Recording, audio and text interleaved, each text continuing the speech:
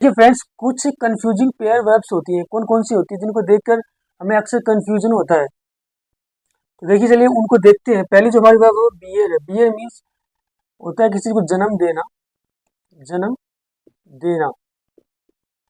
तो देखिए बियर की जो फर्स्ट फॉर्म होगी, यानी फर्स्ट फॉर्म वो बियर होगी, सेकंड फॉर्म इसकी बोर होगी एंड थर्ड फॉर्म क्या होगी इसकी, बोर्न होगी। अगली इसी के अंदर जो हमारी सेकंड जो वर्ब है वो बियर है। देखिए इन दोनों में कोई डिफरेंस नहीं है, सिर्फ अर्थ का डिफरेंस है। अर्थ के अनुसार वर्ब चेंज हो रही है आगे। बियर मीन्स यहाँ पर बियर का अर्थ हो रहा है सहन करना, बर्दाश्त करना। किसी चीज को सहन करना, बर्दाश्त करना, इस चीज को सहन करना, बर्दाश्त करना। तो इसकी जो सेकंड फॉर्म होगी वो बोर हो जाएगी। यानी फर्स्ट फॉर्म और सेकंड फॉर्म इसकी सेकंड दोनों की दोनों अर्थ में इसकी सेकंड फॉर्म समान होती है। Third form only different third form में होता है। बोर नहीं हो जाएगा इसकी थर्ड फॉर्म, सहन करना, बर्दाश्त करना के अर्थ में। अगली जो हमारी वर्ब है वो फेल है। फेल मीन्स होता है गिरना, किसी चीज कहीं से गिरना, किसी चीज से गिरना। तो इसकी सेकंड फॉर्म होगी वो फेल हो जाएगी। फेलन इसकी थर्ड फॉर्म हो जाएगी। यहाँ पर देखिए एफ ई एल है। एफ ए एल हो तो उसका अर्थ हुआ गिरना, एफ ई एल हो तो उसका अर्थ हुआ गिराना, किसी को गिराना। तो इसकी सेकंड फॉर्म होगी वो फील्ड हो जाएगी। यानी इसके अंदर ईडी लग के बनेगी इसकी second form and third form, और इसकी फील्ड ही इसकी क्या होगी, थर्ड फॉर्म हो जाएगी। यानी इसमें ईडी लगाकर हम इसकी second form and third form बनाएंगे।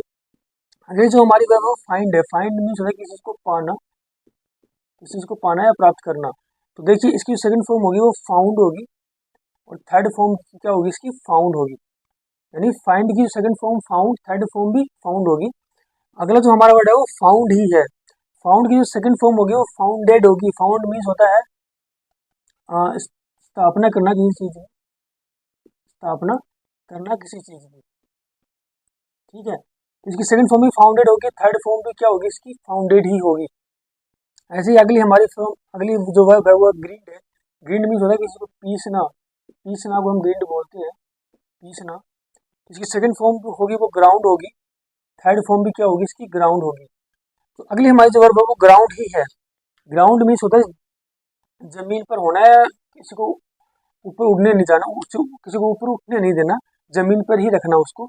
तो ग्राउंड होता है, ग्राउंडेड ही हो जाएगी। इसकी ईडी लग के इसकी सेकंड फॉर्म बन जाएगी, और ईडी लेके ग्राउंडेड ही इसकी होगी, थर्ड फॉर्म होगी। ये कुछ ऐसी वर्ब्स हैं जो में कंफ्यूजिंग होती है, और इनसे अक्सर रिलेटेड एरर आ जाते हैं एग्जाम के अंदर, तो इनको आप याद रखिएगा। तो देखिए फ्रेंड्स, अगली जो हमारी कंफ्यूजिंग वर्ब्स है वो है हैंग। हैंग मीन्स होना है लटकाना, किसी चीज को लटकाना, लटकाना या फिर इसको टांगना भी बोलते हैं हम, टांगना, लटकाना या टांगने को हैंग बोलते हैं। हैंग की सेकंड फॉर्म होगी वो हंग होती है। यानी ये फर्स्ट फॉर्म हो गई सेकंड, और ये थर्ड फॉर्म होगी। थर्ड फॉर्म क्या हो गई इसकी, हंग हो गई। ऐसे ही अगला जो हमारा वर्ड है वो भी हैंग ही है। हैंग, यहाँ पर हैंग का अर्थ होगा फांसी पर लटकाना, किसी को फांसी पर लटकाना। इसकी यहाँ पर सेकंड फॉर्म होगी वो हैंग्ड हो जाएगी, थर्ड फॉर्म भी हैंग्ड हो जाएगी। अगली जो हमारी वर्ब है वो लाई। लाई मीन्स होता है झूठ बोलना, झूठ बोलना। तो इसकी सेकंड फॉर्म होगी वो लाइड हो जाएगी, थर्ड फॉर्म भी क्या होगी, लाइड ही हो जाएगी। अगली जो हमारी वर्ब है वो भी लाई है यहाँ पे, लेकिन लाई का अर्थ क्या होगा, लेटना होगा, लेटना, किसी जगह पर लेटना। सेकंड फॉर्म भी क्या हो जाएगी इसकी, ले हो जाएगी, थर्ड फॉर्म क्या हो जाएगी इसकी, लेन हो जाएगी। ऐसे ही अगली हमारी जो वर्ब है वो है रेंड। रेंड मीन्स होता है कि चीरना या फाड़ना किसी चीज को, चीरना या फाड़ना, किसी चीज को चीरना या फाड़ना। इसकी सेकंड फॉर्म होगी वो रेंट होगी, थर्ड फॉर्म भी इसकी क्या होगी, रेंट ही हो जाएगी। अगली जो हमारी वर्ब है वो रेंट ही है। रेंट यहाँ पर रेंट का अर्थ है किराया, किराए पर देना किसी चीज को, किराए पर देना। तो इसकी सेकंड फॉर्म होगी वो रेंटेड हो जाएगी, थर्ड फॉर्म भी क्या होगी इसकी, रेंटेड ही होगी। अगली जो हमारी वर्ब है वो सी है। सी का मतलब होता है यहाँ पर देखना, किसी चीज को देखना। तो सो इसकी सेकंड फॉर्म हो जाएगी, और सीन इसकी थर्ड फॉर्म हो जाएगी। अगली जो हमारी वर्ड है वो सो ही है। सो मीन्स होता है यहाँ पर आरी से चीरना या फाड़ना, आरी से चीरना, आरी से चीरना या फाड़ना। तो इसकी सेकंड फॉर्म हो जाएगी सॉर्ड हो जाएगी, और सॉर्ड या सवान इसकी क्या हो जाएगी, थर्ड फॉर्म हो जाएगी। तो देखिए फ्रेंड्स, अगली जो हमारी कंफ्यूजिंग जो वर्ब्स है वो राइज है। राइज मीन्स होता है उठाना, या बढ़ाना किसी चीज़ को, या आगे बढ़ना, तरक्की करना, इसको हम क्या बोलते हैं? राइज। उठना, बढ़ना, आगे बढ़ना, तरक्की करना, इसको हम राइज बोलते हैं। राइज की सेकंड फॉर्म होती है वो रोज होती है। ये इसकी फर्स्ट फॉर्म हो गई, ये इसकी सेकंड फॉर्म, और राइज एंड क्या होती है? इसकी थर्ड फॉर्म होती है। इस संदर्भ में उठना या बढ़ाना के अर्थ में। अगली हमारी जो है वो राइज। राइज मीन्स होता है किसी मुद्दे को उठाना, किसी मुद्दा या पर्सन को, मुद्दे या पर्सन को उठाना, किसी मुद्दे या पर्सन को उठाना को हम बोलते हैं राइज। जैसे MP always rise issue in the parliament, जैसे सांसद हो पार्लियामेंट में प्रश्न उठाते हैं, वैसे राइज का मीन्स होता है किसी चीज को उठाना, किसी मुद्दे को उठाना, किसी पर्सन को उठाना। इसकी जो सेकंड फॉर्म होगी वो राइज्ड हो जाएगी, थर्ड फॉर्म भी इसकी क्या होगी? राइज्ड ही हो जाएगी। अगली जो हमारी वर्ब है वो रेज। रेज मीन्स होता है किसी चीज को नष्ट करना, नष्ट करना को हम क्या बोलते हैं? रेज। इसकी सेकंड फॉर्म रेज्ड हो जाएगी, थर्ड फॉर्म भी क्या होगी इसकी? रेज्ड हो जाएगी। अगली जो हमारी वर्ब है वो वाइंड है। वाइंड मीन्स होता है हवा। वाइंड मीन्स होता है चाबी भरना किसी चीज में, चाबी भरने से गाड़ी, जैसे गाड़ी के अंदर हम चाबी लगाते हैं या फिर घड़ी के अंदर हम चाबी भरते हैं, उसको क्या बोलते हैं? वाइंड। वाइंड चाबी भरना। सेकंड फॉर्म क्या होगी? वाउंड। थर्ड फॉर्म भी क्या होगी इसकी? वाउंड ही हो जाएगी। अगली जो हमारी वर्ड है वो वाउंड है। वाउंड मीन्स होता है घायल करना, किसी को घायल करना। सेकंड फॉर्म भी हो जाएगी वाउंडेड, एंड थर्ड फॉर्म भी क्या होगी इसकी? वाउंडेड ही होगी। अगली जो हमारी वर्ब है फ्लाई। फ्लाई मीन्स होता है उड़ना, जैसे पक्षी वगैरह हम क्या करते हैं? हमेशा फ्लाई करते हैं, तो फ्लाई मीन्स उड़ना। सेकंड फॉर्म क्या होगी? फ्लू, एंड थर्ड फॉर्म क्या हो जाएगी? फ्लोवन।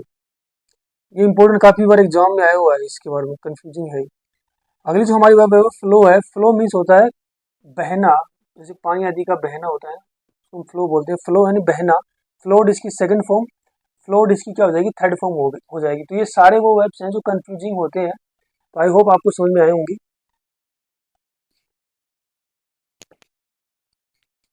तो चलिए फ्रेंड देखते हैं एग्जाम में कैसे एरर आते हैं।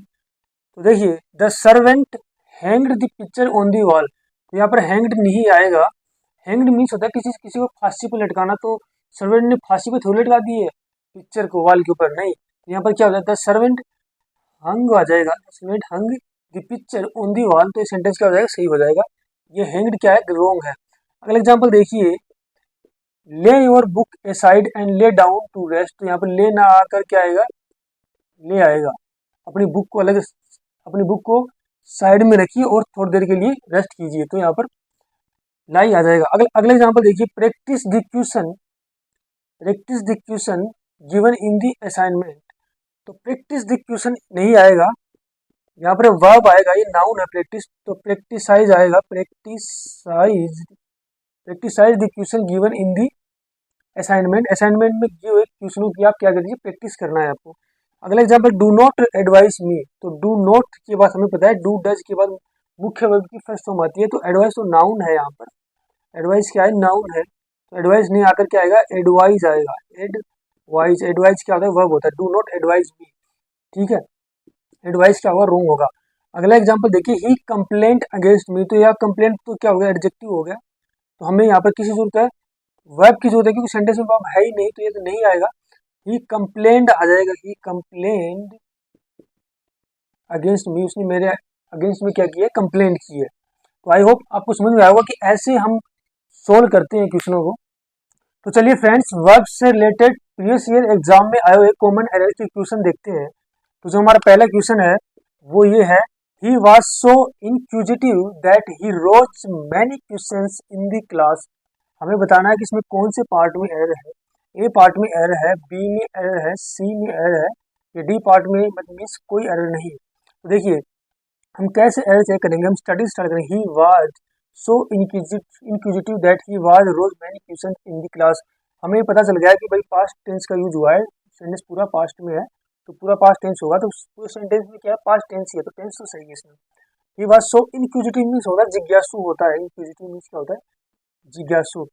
वस ही was so inquisitive that, so that conjunction का यूज हुआ है, और सो दैट के बाद बीच में हमें पता है कि एडजेक्टिव का यूज होता है, तो इनक्यूजिटिव क्या है? एडजेक्टिव है, तो ये भी सही है। ही वाज सो इनक्यूजिटिव दैट, यहाँ तो सही है। ही रोज, रोज नहीं होता है, देखिए वो क्या है? क्वेश्चन उठा रहा है, मैनी क्वेश्चन उठा रहा है। मतलब क्वेश्चन उठाने के लिए मैंने आपको बताया था कि हम राइज्ड का यूज करते हैं, राइज, ठीक है, इसका हम यूज करते हैं क्वेश्चन उठाने के लिए इस वर्ब का।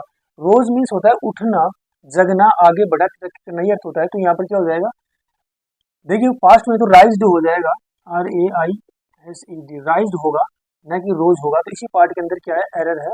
यहाँ पर रोज के स्थान पर क्या हो जाएगा, राइज्ड हो जाएगा, क्योंकि क्वेश्चन, प्रश्न, मुद्दा, क्वेश्चन आदि उठाने के लिए हम राइज्ड वर्ब का यूज करते हैं। रोज मीन्स होता है जैसे the sun rise in the east, तो उगना, निकलना, आगे बढ़ना, तरक्की करना। प्रश्न आदि के लिए हम राइज का क्वेश्चन, राइज वर्ब का यूज करते हैं। तो इसका जो आंसर होगा वो बी हो जाएगा। अगला जो हमारा क्वेश्चन है, he was born to poor parents but brought up in an affluent family. हमें बताना है कि इसमें कौन से पार्ट में एरर है, ए पार्ट में है, बी में है, सी में है, या डी में कोई एरर नहीं है। देखिए ब्राउट अप एक वर्ब है, याद रखिएगा आप, इसका होता है पालन पोषण करना, पालन पोषण करना। ब्राउट अप मीन्स होता है पालन पोषण करना। एफ्लुएंट मीन्स होता है संपन्न, परिवार के अंदर संपन्न होता है इसका अर्थ। ये क्या है, एडजेक्टिव है, फैमिली की विशेषता बता रहा है कि वो फैमिली कैसी है, एफ्लुएंट है। ये नाउन है। देखिए यहाँ से स्टार्ट करते हैं, he was born to poor parents but he, तो हमें पता चल गया देखते हुए कि सेंटेंस पास्ट में ही है, तो पूरा सेंटेंस पास्ट में, कोई टेंस में कोई दिक्कत नहीं है। ही वाज बोर्न मतलब उसका जन्म हुआ था, तो जन्म के लिए तो हम बोर्न का यूज करते ही नहीं है। ये तो बी, क्या है, B3 है।